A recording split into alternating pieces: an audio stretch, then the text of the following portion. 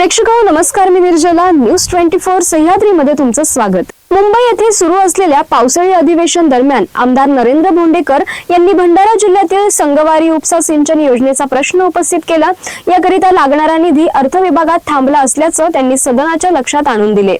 उल्लेखनीय म्हणजे भंडारा जिल्ह्यातील शेतकरी सिंचनाच्या अभावामुळे हवालदिल होत असल्याचं आमदार भोंडेकर यांच्या लक्षात आले. याकरिता सन 2020 या वर्षी त्यांनी गोसे प्रकल्पाच्या बॅकवॉटर मधूनच संगवारी प्रकल्पाच्या माध्यमाने सिंचन व्यवस्था करण्याकरिता प्रस्ताव शासन दरबारी सादर केला होता, ज्याला 2022 मध्ये मान्यता सुद्धा मिळाली. हा प्रस्ताव कित्येक विभागातून मंजूर होऊन आता आर्थिक मंत्रालयात पोहोचला आहे, ज्यावर निर्णय होण्यास दिरंगाई होत असल्याने त्यांनी मुंबई येथे सुरू असलेल्या पावसाळी अधिवेशनात सदर प्रश्न उपस्थित करत भंडारा पवनी विधानसभा क्षेत्राचे आमदार नरेंद्र भोंडेकर म्हणाले की भंडाऱ्याला पेंच प्रकल्पातून पाणी दिले जाते. हा प्रकल्प 70 ते 80 किलोमीटर असल्याने पूर्णपणे सिंचन होणे शक्य होत नाही.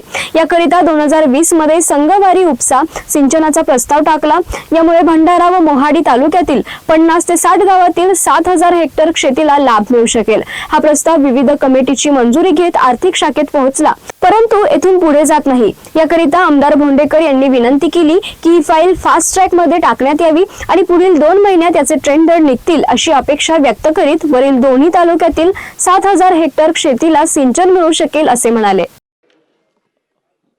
औचित्याच्या मुद्द्याच्या माध्यमाने माझ्या मतदारसंघातील एक सांगवारी उपसा सिंचनचा प्रकल्प आहे अध्यक्ष महोदय. पेचमधून भंडाराला पाणी येतं अध्यक्ष महोदय. ते 70 ते 80 किलोमीटर आहे. त्याकरिता आम्ही 2020ला एक प्रस्ताव दिलं होतं की गोसेखर्च्या बॅकवॉटरच्या माध्यमानं भंडारा जिल्ह्यातील जे काही 7000 सिंचनाखाली जे शेती येते त्यांना इथूनच पाणी देण्यात यावं, आणि ते सर 2022ला मंजूरसुद्धा झालं, तत्वता मान्यता मिळाली.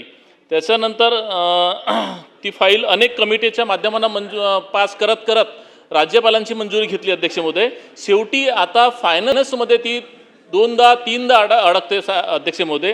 माझी आपल्या मार्फत शासनाला विनंती आहे की ती फास्ट ट्रॅकमध्ये ती फाईल करणं गरजेचं आहे, जेणेकरून प्रत्येक शेतकऱ्याला पाणी मिळेल. कारण भंडारा जिल्ह्यामधील भंडारा तालुका आणि मोहाडी तालुका ह्या 2 तालुक्यात जवळपास 50 ते 60 गावाचा हा प्रश्न आहे आणि जवळपास 7000 हेक्टर शेतीचा प्रश्न आहे अध्यक्ष महोदय. म्हणून हा अत्यंत महत्त्वाचा प्रकल्प माझ्या भंडारा जिल्ह्याचा आहे. म्हणून आपल्या मार्फत मी पुन्हा विनंती करतो की हा प्रकल्प विशेषतः मुख्यमंत्री साहेबांनी ह्या प्रकल्पाला पूर्ण करण्यासाठी फायनान्स डिपार्टमेंटशी बोलू, त्यांच्याकडे फायनान्स मंत्री पण आहेत. हे ताबडतोब जर निर्णय घेतला फायनान्स सेक्रेटरीला सांगून तो SPC कडून आमचा 2 महिन्यामध्ये प्रकल्प टेंडर निघेल अशी आपणास विनंती करतो अध्यक्ष. या बातमीसह इथेच थांबतो, मात्र तुम्ही पाहत राहा न्यूज 24 सह्याद्री.